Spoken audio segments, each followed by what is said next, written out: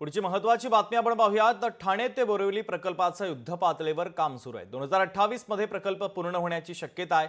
नागरिकांची वाहतूक कोंडीतून मुक्तता होणार आहे। याचा आढावा घेतला आमचे प्रतिनिधी मनीष गांगुर्डे यांनी। पाहूयात।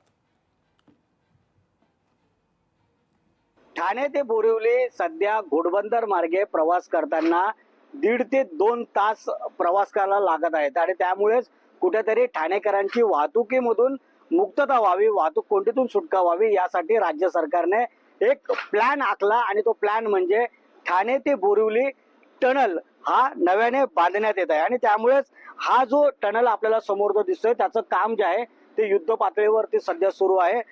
ठाण्यातील मानपाडा जो भाग आहे त्या भागामध्ये या ठिकाणी टनलचं जे काम सध्या युद्ध पातळीवरती सुरू आहे आणि आपण पाहतोय की जो डोंगर आहे संजय गांधी जे नॅशनल पार्क आहे त्या नॅशनल पार्कच्या खालून डोंगराच्या भागातून हा टनल जाणार आहे आणि त्यामुळेच देशातला हा सर्वात महत्त्वाचा टनल देखील मानला जातोय जो नॅशनल पार्क मधून जाणार आहे।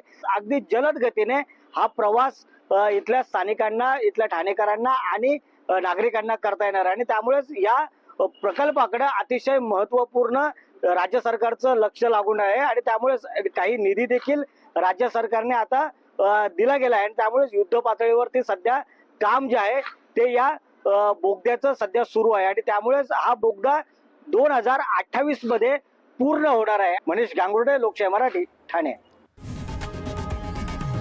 लोकशाही मराठी ऐका, पहा, जागरूक रहा।